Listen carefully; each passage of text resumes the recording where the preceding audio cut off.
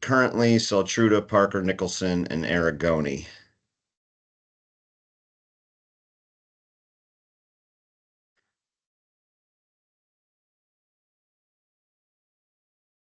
So first order of business is the review of the May 21st meeting minutes. If everybody had a chance, we had a nice board packet get sent out. I do love the fact that it's very easy to get on there and look at everything. So I did review them. I actually didn't have any comments. No comments. No comment. Somebody want to make a motion to approve? I'll make a motion. We approve the minutes as presented. Thank you. I will second. All right, moving on to item 2. Well, would it show me since I'm already here? Like this is me?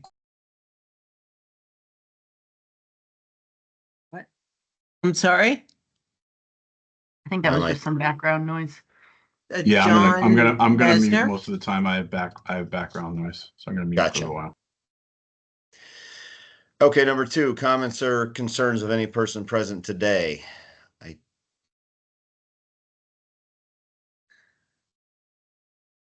don't know if we have anyone. I don't believe that's John Messner's. So moving on, number 3, DCP Investigation Division Complaint Status Report. Do we have anybody from DCP? Hey, morning, John. I don't believe that there is a report filed Mhm. for anything for this meeting. Okay, great. Thank you very much. Yep. Number 4, old business. Do we have any old business? I think what I can bring up at this point, because I know it's one of Dominic's favorite topics, and I'm very proud that we know that our Yukon connection, that we're really trying to get this board out there.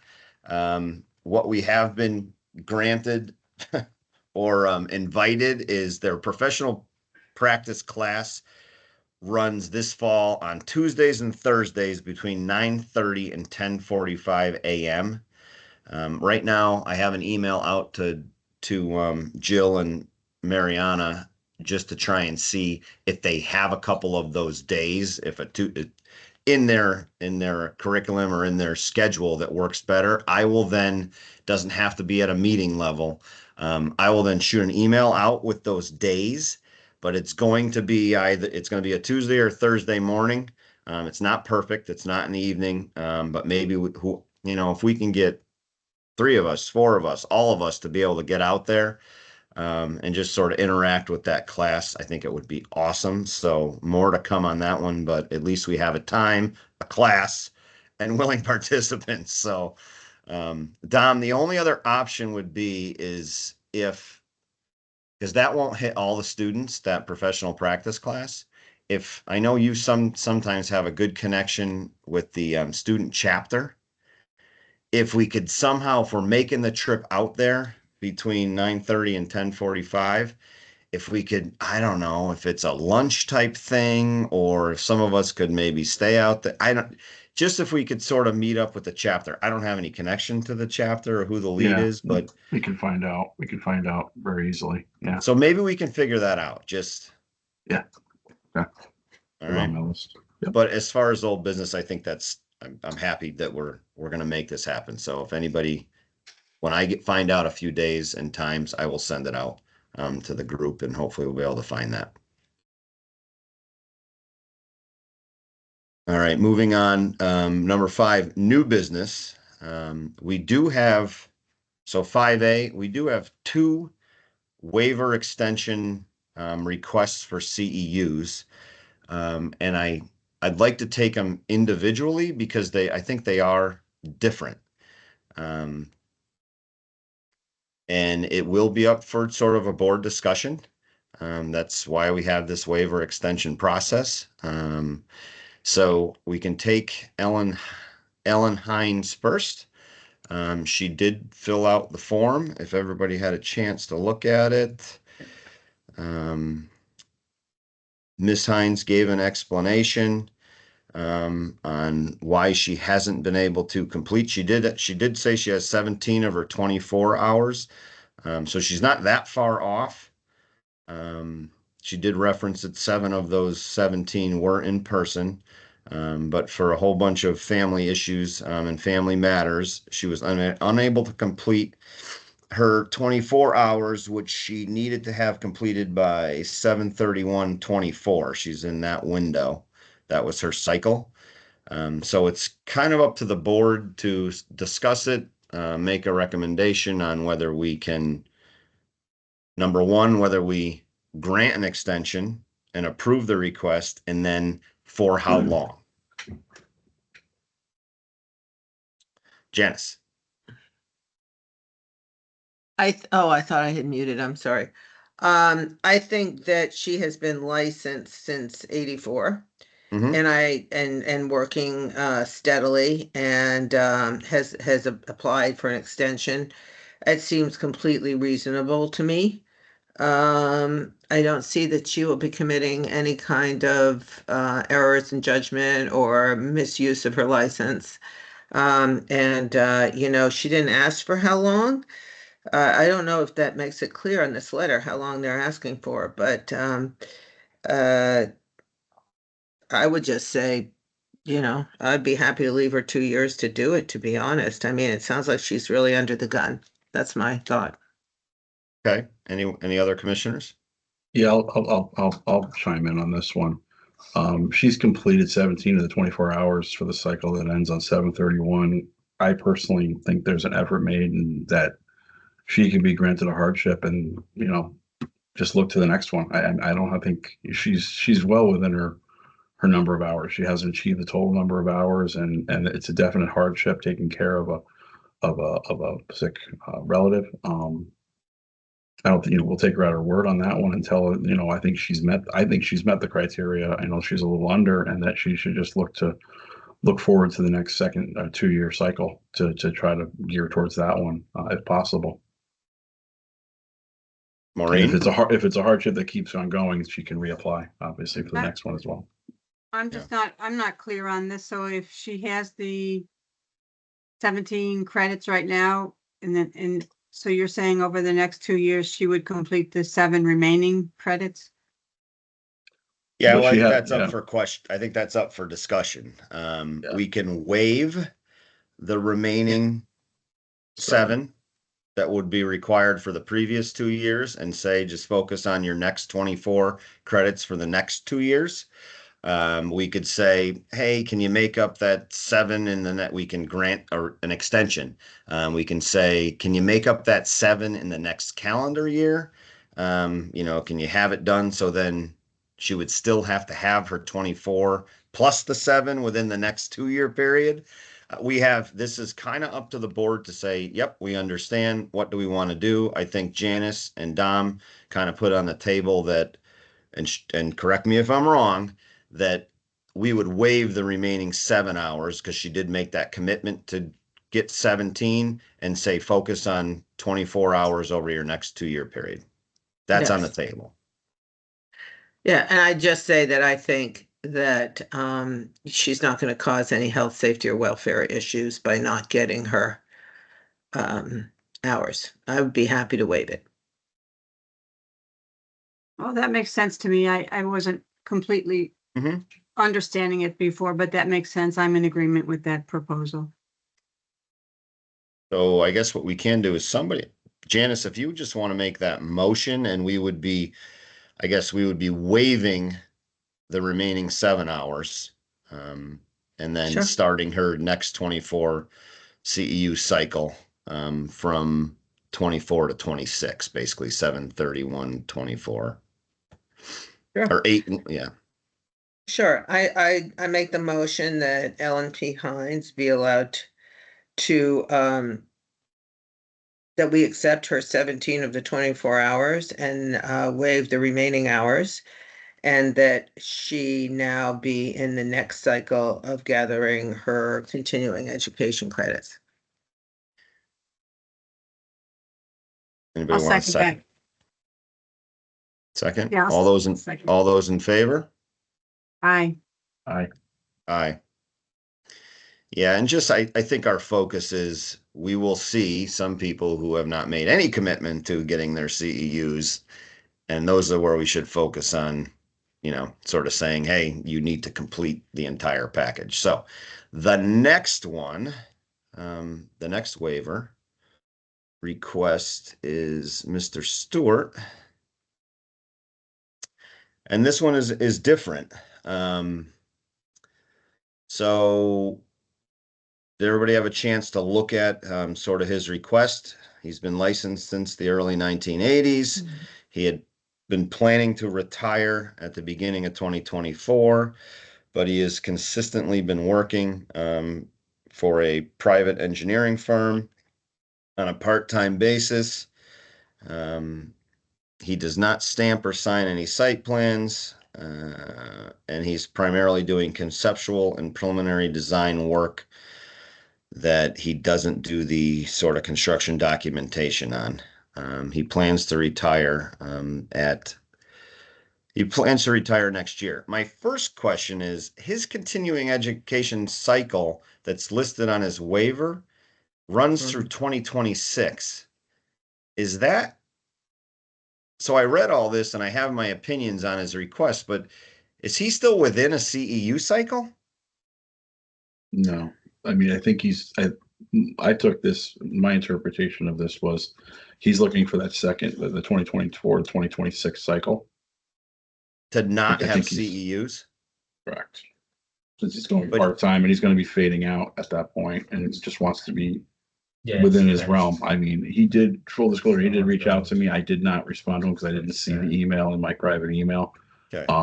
But That's a I think he's trying to get ahead of it. I know him. I know of John personally. I worked with him years and years and years ago, and he's probably just making sure that he's staying on the up and up with everything. Yeah, this is an interesting one because he is working for a professional engineering firm. I don't know if they're advertising, landscape architecture or him as a landscape architect, where it gets pretty sticky. However, he's foreshadowing this potentially being an issue. And if he plans on, if he plans on not working through 2025 or into 2026, this will never come up hypothetically. If he lets his license expire, we won't. See what I'm saying? If I could just chime in real quick, the license is lapsed right now, so he did not renew his license at the end of July. So I think the request is okay. for what was due in 2024. I think he might have just did the wrong dates in his request. Oh, so that sort of changes it a little bit. So I'm curious on this one as well. If other people he's doing conceptual and preliminary design work, doesn't need a license. I don't think it's that simple. It's a good question. But I think it gets into the fact of, I mean, he cannot be promoting himself as a landscape architect. I don't know the basics of how Lorero Engineering works. Do they have additional landscape architects? I'm looking at it. Yeah, but if But he, No. His says whether his you're work doing, is, yep, sorry. whether you're doing conceptual or preliminary work, you're still functioning as a landscape architect, and therefore, I'm of the opinion you need to be a licensed landscape architect. But he clearly states he's doing preliminary design work, which the civil engineers complete. So it goes out under the civil engine. I'm thinking it goes out under the civil engineer stamp. Yeah, Can I say something? They do not Sure. list landscape architecture as a service. They They're do a not. big engineering and construction firm. They do engineering, building engineering, land and utility surveying, facility engineering, environmental assessment and remediation, industrial services and laboratory services. yeah. Just as a little background, Mark, they bought CR3. So when Henry Withers went over there, he's no longer there. I think he's at Slam now.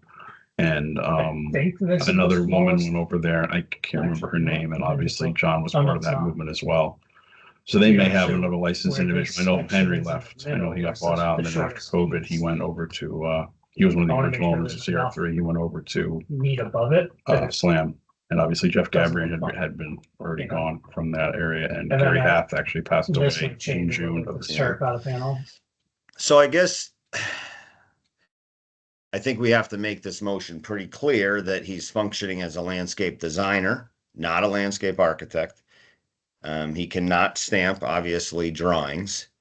And his services cannot be advertised as landscape architects. I'm fine with that if that's how I just think it needs to be worded that way so we can be very clear and set precedent, for the next time we get somebody in a similar situation. But I guess to Maureen's point, he's functioning as a landscape designer, not a landscape architect. He is not listed on the website as in the leadership. And they don't list the employees. Mhm.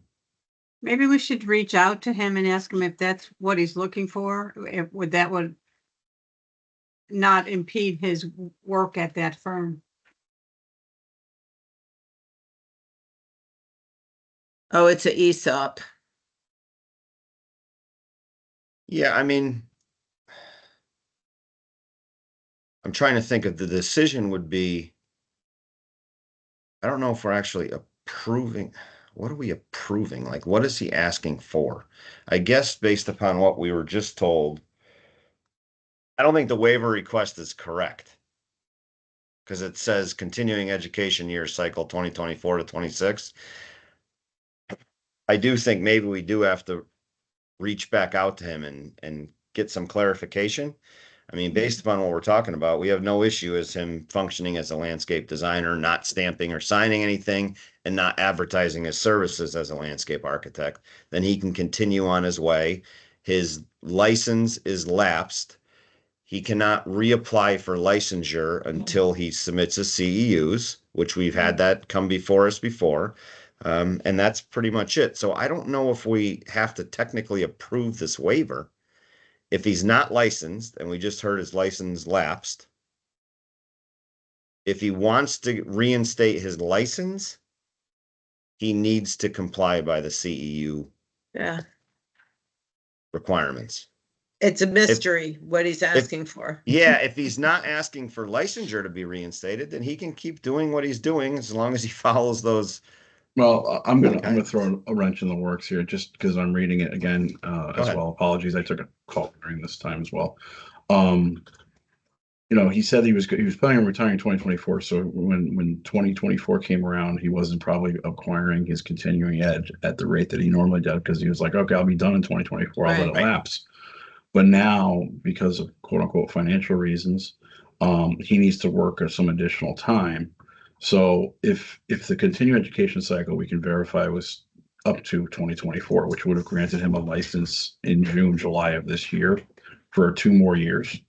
If he can show any sort of continuing ed, or we give him an attempt for some continuing ed because he's just trying to get through the next 2-year cycle as a licensed professional, I could understand that. I could understand up until let's say February. Okay, I'm going to retire. Something happens. I can't retire yet.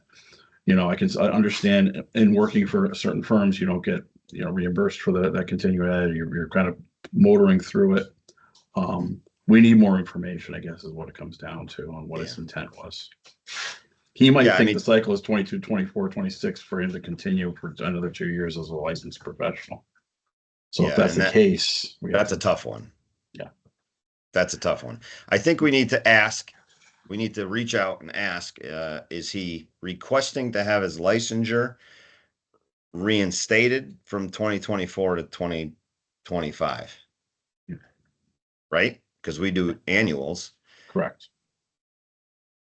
If that's the case, then we have to figure out what we would require for CEUs. And I just don't think we have enough information. I'm not sure why he needs his license unless he can't be employed there without it, which means he's using it. Well, it does say, I do not stamp sign any site plans except Yeah, for an so why do occasional they planting. care? Well, the Why do they occasional care? planting plan, which he may want to stamp the planting plans, I guess. But an engineer Yeah. could do that for him. He said Correct. he's not doing it. Do you think he's just trying to abide by the rules and is a little confused? Potentially. Yeah, Yeah. so can we reach back out to him? Ms. Heiberg, is that possible? Yeah, I can reach out. It's just a little confusing. Is he planning on reinstating his license? That's what I don't know. All right, I don't think we can make a motion or even move on this one. I think we'll just table it and hopefully get a little bit more information. Does that make sense to everybody? Yeah, I just would like to add, he's obviously worked as a professional landscape architect for years. He's older, he's trying to work part-time. I think he's, like you was said before, he's trying to do the right thing. It's just, it's not, it's a mystery what that is. Yeah, I don't think we want to hinder him, and he may not need to be licensed, but if Right. he is going to be licensed, I think we do have to require some Exactly. level of commitment to the CEUs. Yeah. Okay, moving on, our new applications for licensure, which is Michelle Tarini and Unji Kim. Did you guys have a chance to review their information? I'm sure Dom has a question. Dom has a comment. But they came to us with the 3 E's of education, experience, and exam. Yes.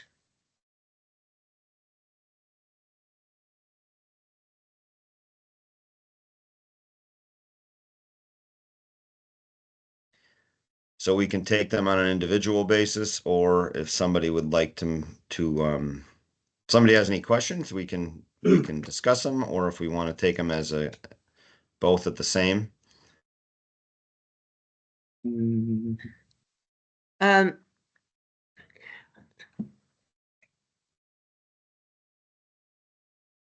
You know what my question is, but that's Yep, okay. it's not even a question as much as it is, here we go. Okay. And I will make a comment at the end of the meeting, Dom, to give you a little update on some stuff that we done.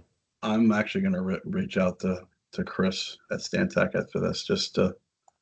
I actually gauged it. I think I told you so. I'm not gonna Okay. muddy the waters right now. It's not worth Yeah. it. They're both are qualified. Yeah, as far as meeting the qualifications, I think they both are. Yes. Mhm. So somebody want to make a motion? I'll make the motion that they have met the requirements and therefore can be granted licensure. Second? Second. Janice, second. Motion by Dom. All those in favor? Aye. Aye. Aye. Janice, aye. Aye. Thank you. Okay, 5C, this board does not have to make any motions, but this is for notification by waiver of examination. So it's basically through reciprocity because they're licensed somewhere else. There's actually a pretty good list of people this time that came through on the waiver process.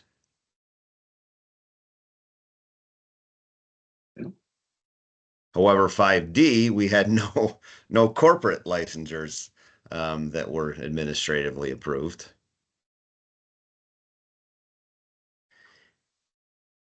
And item number 6, correspondence. Jeff Gabrian, retired consultant question. So that question, and if any of the board members has knowledge on this one, feel free. I see we don't have our board member Barlow, but he actually got this question. Full disclosure, I know Jeff as well. Okay. first person to give me a job in the state of Connecticut with CR3 and Ath Gabriel back in the day. Interesting question, though. I'm trying to pull it up. My screen's just went blank. Bear with me. Yeah, he is 81 and not going to renew his license because of the CEU requirements, and would like to know if he can still do consulting if he doesn't stamp plans or call himself a landscape architect. His situation is that he has many longtime clients that have come to him for site planning advice, and he would like to be able to accommodate them.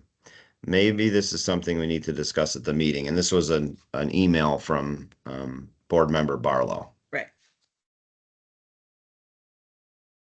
I feel like we're going to get this question, and I think, and I'm just going to throw this out there. I think John Stewart's question is the same thing, being at 76 very similar. and on the Yeah. twilight of his career. We don't currently have, and this is not for this board to decide, but there is no landscape architect emeritus stature, which I believe there is one under the architect's realm in the state of Connecticut.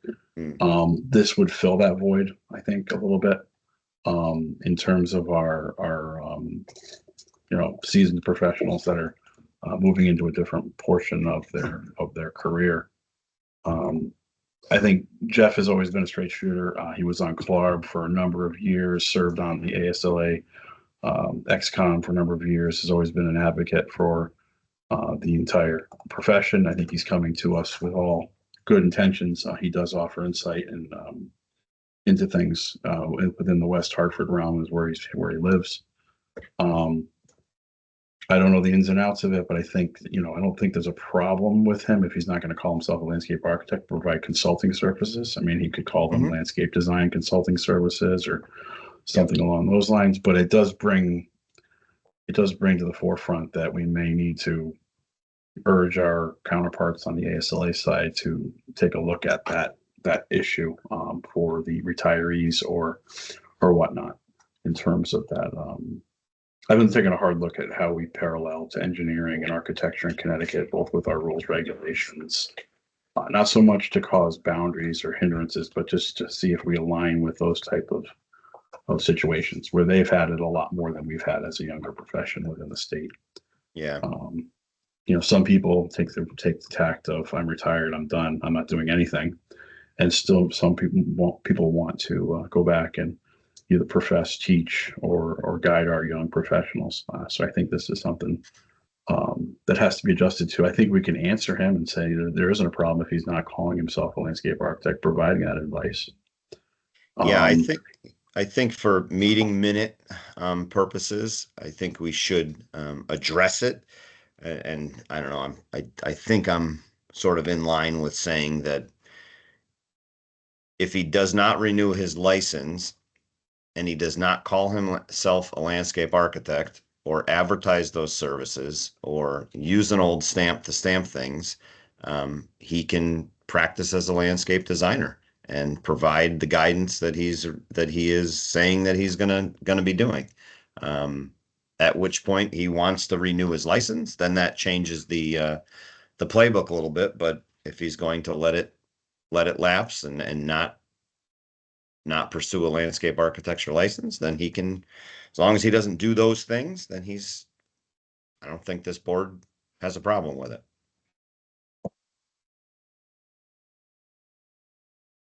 Great. So I don't know if we have to make a motion or we can just add that to our meeting minutes that we discussed it, and we can reach out to Phil. I can reach out to Phil, because this will be documented in meeting minutes.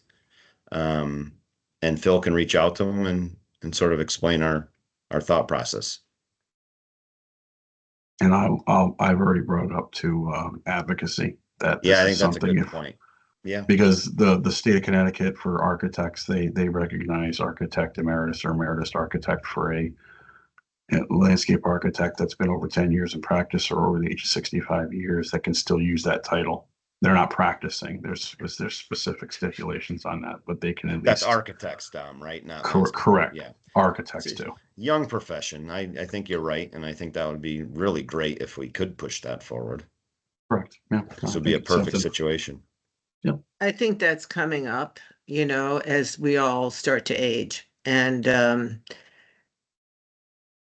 it's challenging because as a young, I Yeah, agree. as a young profession, there are so many people with landscape architects working for them, stamping plans, who are landscape designers. I mean, Yeah, that's just rampant. For And this group, I went through that in our company because we were threatened by another firm because we don't call our emerging professionals landscape architects because of the rule, the license in Connecticut. So they're all landscape design specialists or landscape specialists. We don't even use the word design sometimes due to the last threat to licensure in the state of Connecticut. So we were, we kind of did that, and actually I can fill you in. We worked with with Matt Berry, the Department of Transportation, when they were looking at their new categorizations for landscape architects and how they were classified as well. They came to us and asked us our opinion on some wording there too as well. yeah, I mean, we have a lot of landscape designers who never will and never would want to and have no interest in taking the exams and getting licensed to have Mhm. people stamping plans for them. Mhm. So when you have someone who's a lifelong professional who may be at a point where this is starting to become expensive, they're in their late 70s or early 80s, it seems it, very doubtful that they are going to in any way abuse their license. Yeah. And he's been retired for at least 5 or 6 years, where he just Yeah. does some small consulting work and just does some community activism, things like that. But he's definitely an ambassador for our profession. A planting plan that's stamped by a landscape architect for wetlands, and if there's certain municipalities ask for it, we're not endangering anybody, Yeah. So just to move things along, Ms. Heiberg, do you have enough information to sort of put a comment together for this item? If you wanted to draft something up based upon what you're hearing, I would be happy to just review it so we could get it in for review and approval at our next meeting. Yeah, I can read it back, or I can send it off to you after the meeting for review. Do you want this to go out to Mr. Gebrian after this meeting, though? We don't want to wait until November, right? Or do we? Yeah, no, I don't think there's any need to wait Okay. until November. Right. So I have, as long as Mr. Gebrian does not renew his license, call himself a landscape architect, advertise landscape architect services or use an old stamp, then he can practice as a landscape designer and provide the guidance he stated. Sound pretty good. Anybody have any comments? That sounds good. John Great. Meston here. And can I just add one piece, Sure. Rochelle, on that one? It might be a recommendation, if he so chose, to retire his credential in lieu of letting it lapse, which you can find that application on the website if he so chose. Great point. Great point. I totally forgot about that. Agreed. If he retires it, he can actually bring it back. Am I correct or not correct? Correct. Yep. So he could retire it, not be responsible for any CEs and or lapsed fees, do a reinstatement application, and have the credential reinstated if he so chose to get back into the industry. Excellent. Thank you. Again, new profession, things that we're going to probably be seeing more of. There's no doubt about it. Mm-hmm. So Rochelle, I don't know if that changed or if you wanted to add a little bit more to that. Yeah, I just included in the recommendation to retire instead of lapse. Great. Awesome. Thank you very much. On item 6, correspondence, I did sneak in the CLARB voting package for their board, their stuff like that. So if anybody had a chance to review that. So I don't see you on here. no.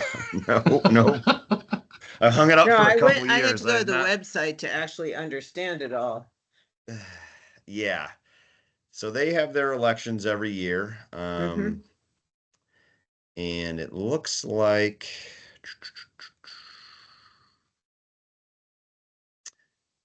so there is an opportunity for board members to attend the CLARB annual meeting.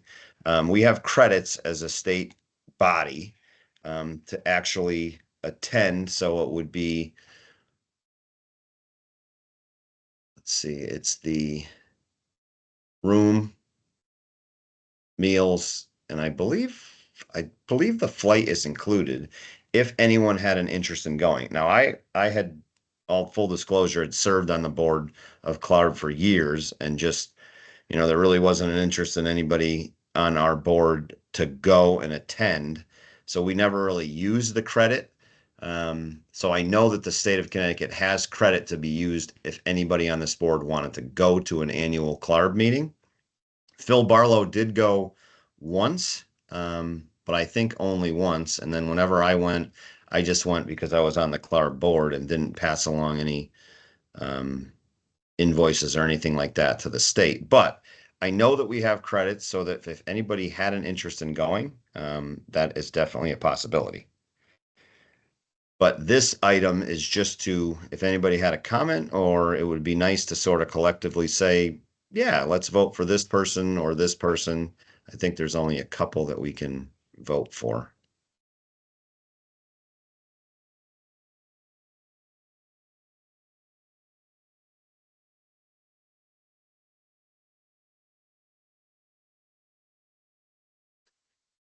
I didn't recognize any of the names, so I'm agnostic on this. Okay. You know me, I have a love-hate relationship with CLARB, so Yes. I let Understood. other people speak for us in this term.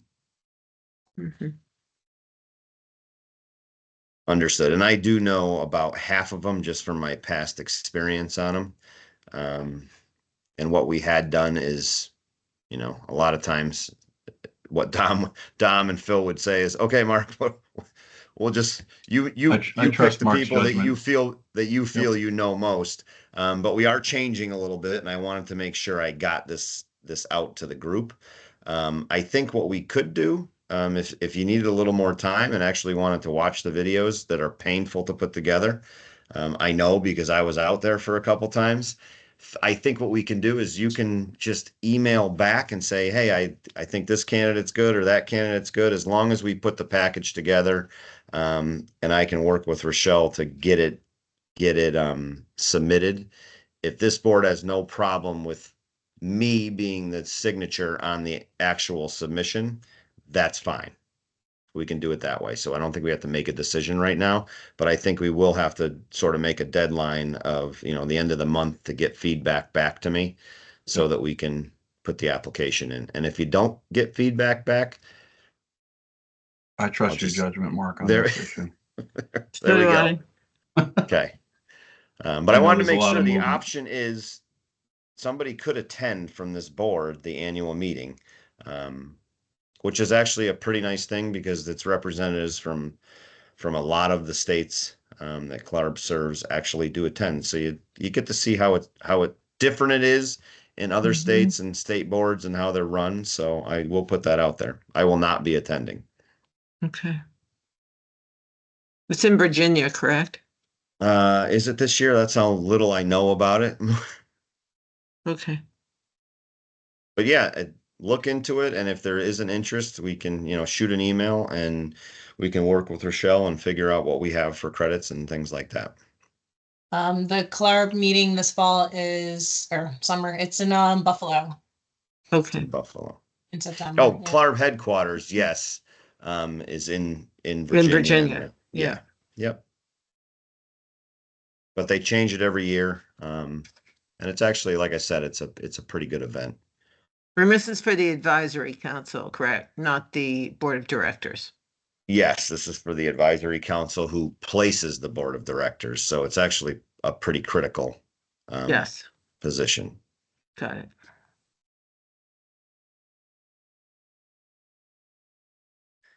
Okay. So we are on item 7, comments or concerns of any person present today. Do we have anybody else on our call? Rochelle, I don't think we do. No, I don't have anyone else. But I think at this point, I totally forgot to bring it up under old business or in the beginning of the meeting. But Marguerite, I think it would be good to just give us an update on some of the changes or updates that we made to the website to sort of emphasize the fact of what our regulation is and statute and stuff like that. Is that something that you could give us a 30-second update on? So things are slightly up in the air right now with a lot of our web pages. We actually just changed our platform, I guess, over, I could say. So all of our web pages look and feel a little bit different right now. And we actually just had our first version of a training on how to make changes last Friday with DAS. So it's kind of a sticky time with our website changes for a little while, but I can definitely have something more prepared, either send out an email to the group once things are updated, or just go over it at the next meeting. Yeah, I think an So we email are, would be. sorry, I'm sorry. Go ahead, Janice. We live on the, now we live on the ASLA site, correct? There is no separate site for CT ASLA.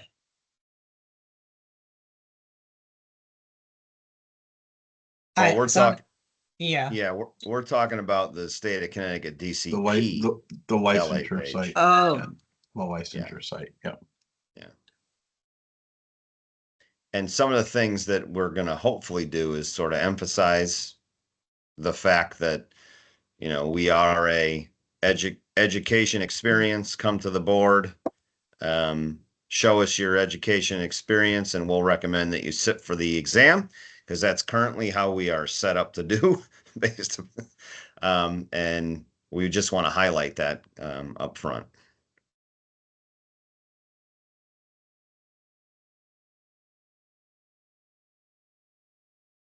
So Dom, we're working on it. So yeah, I think Marguerite, an email, if you get any traction or are able to update anything, let's not wait until our next meeting. You can just send an email out to this group. Sounds good. I will. Okay, thank you very much. Okay, I have no other comments. And if nobody else has any comments, I will move to close our meeting today. I have a question. Shoot. Okay, so are we eligible for any credits for this position we have on this board? CEUs. I think the short answer to that is yes. Okay. Yeah, I believe so. Yeah. I'll speak at a turn on this one a little bit. In terms of, just bear with me 1 second. I got a call again. Do we want to close the meeting and talk offline? We could close. Yeah. So. Yeah, let's close the meeting. So we will officially close our meeting at 10:17 a.m. So we can stop the recording, I believe, can't we? I think this still needs to be Still needs to be recorded. That's part fine. of the meeting if you're going to Yeah, discuss. we can discuss it. Sure. Yeah, my opinion is the way that the law or the CEUs are interpreted, and anybody can chime in on this. I go kind of like with taxes, I go bare minimum for a use of this. So I document, the times I've been in the meetings. I usually attribute an hour to a meeting, and then if there's prep work, I'll do a half an hour of review beforehand or something like that, and just document those. That way, if it's ever called out, there's meeting minutes, and then there's prep time for meetings. That way I can use that for continuing education. Yep, and I think that's very fair. I know that through my CLARV experience, I would get a letter from the executive director that I would do all the summaries for him, and he would say, yep, Mark was at these meetings and he did this, and it was just a summary of ours. But yeah, I think Dom's way to do it is very good and very fair. Okay. My question is because I have completed my CEUs and I pay for my entire office to do them, even the people who are part-time, and I pay for all their licensure, even though I've got someone who keeps failing.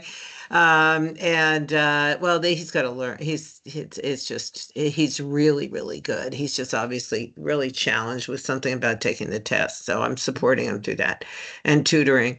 But we all went to an in-person and we're having a lot of trouble. It's not going to help them, but we're having a lot of trouble getting a certificate. So, I can fill in mine with these hours, but I'm still trying to get that paperwork. It just doesn't look great. I think we all struggle with CEUs. I mean, like Yeah. you To said, like get the we, paperwork out of people after you go, it's almost impossible. Yeah, I mean, I think what I, we're still, you know, I think we're still I don't know what I if try to do Rochelle is at got the least information. We had that I one try guy to- we had that yeah, one guy I- who submitted all the information, but we just requested a receipt or something that said it was him because unfortunately you can download a lot of information that makes it look really We were good. actually all there together. That's Take a the picture part of that's yourself killing me, you know? yeah, because I try And to. it's really hard, because they all really want to stay licensed and I'm paying for it and we've got Yeah. 4 people attend, you know, it's like, it's challenging, that's all. Yeah. Okay. Was it a LACES qualified event? Mm-hmm. And you know what else is interesting is, I mean, when we did the people who are committed, I can just say from my slice of life, there are people who are not committed at all and hire professionals or just don't stamp plans. And they call themselves landscape architects. Let's face it, we all know they're out there. And then the people that I have working with me are so committed because once you go through these rigorous, and they're not that rigorous, let's face it. I mean, it's not like being a resident or a doctor. Once you go through these qualifications and criteria, you are very committed to your license. You've paid a lot of money, spent a lot of time. You know, which partially, not to randomly say, but when you got someone in their 80s who for years has been doing this, I don't want anyone to ever feel demoted to a designer and not a landscape architect because they just didn't have the financial wherewithal to continue their CEUs. You know, you've got somebody, I mean, I just finished judging a jury for New England Hall of Fame. I can show you, it's like this, like 80 things. Every builder calls himself architecture services with no licensed architects on staff. And, you know, I don't think it's possible to parse it ever, maybe, but certainly not now. But it seems to me if someone's 81 and has always kept their license and for clearly is in the twilight of their life, not just their profession. It seems cruel and unusual to take their professional title for them. Someone's a lawyer for as long as they're ever a lawyer. Even if they retire, they're a lawyer and they don't, you know, do Well, that's anything. that's the emeritus status where I Yeah, I think actually that just would I be- just forwarded it again to Great. the committee.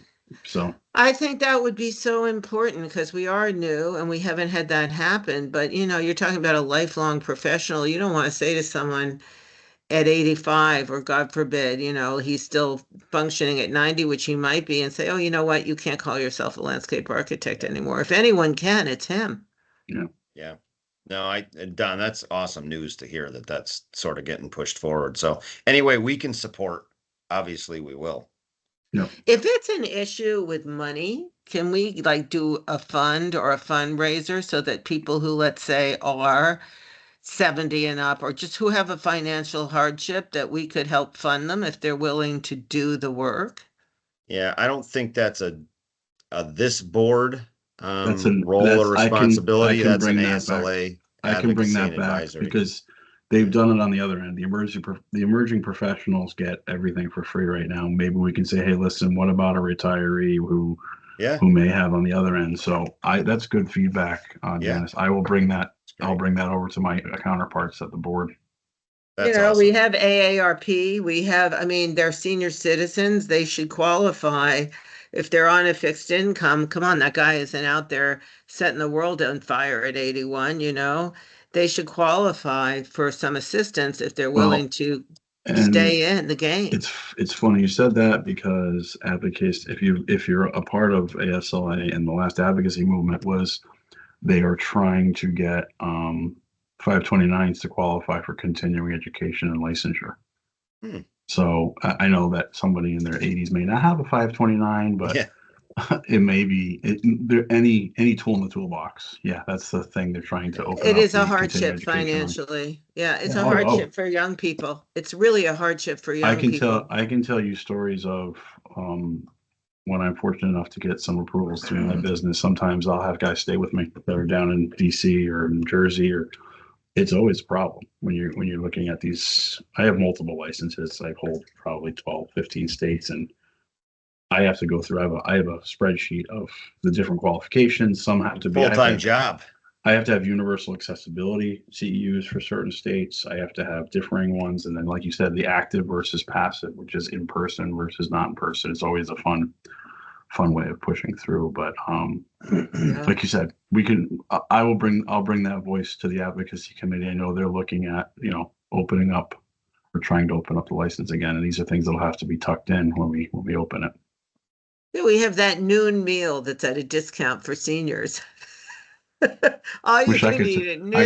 I got another 15 years before I can take advantage of that. Although AARP, Yeah. I got a story, I'm but I turning don't want to be. I don't 70. want to be. I don't want to be I'm recorded. turning for 70. this story. But I don't need to apply for it. But it happens to the best of us, and you turn around and suddenly you're there, and you really happens fast. And and I had no intention of not practicing. Yeah. And I understand why these gentlemen, God, it's their identity. You don't want to really take someone's professional identity from them Janice, because they you are hit the nail on older. the head. Yeah, you hit the nail on the head with the continuing ed. I'm going to definitely reach out to those guys this week and say, hey, listen, we talked about emerging, but we got to talk about the other end of the spectrum on this one. Great. Hey, great. It seems like that's a time where you should not be taking anything from anyone. They've earned it. It's like veterans, they're veterans. Yep. Great discussion. Let's wrap up this meeting. Okay, you got it. Janice, good luck the rest of your time down there. Have fun. It's going to be a busy 76 days or whatever, And I will send out some dates when I get them back from UConn, and whoever can make it up there, I think it would be awesome if we make a strong. Did anyone else get something from Brian Casari about wanting to set up something for students? Don't know the name. Help me out with the So- name. I know Brian, but He's at Glengate. And I think it has something to do, I'm sorry, I'll forward you it, with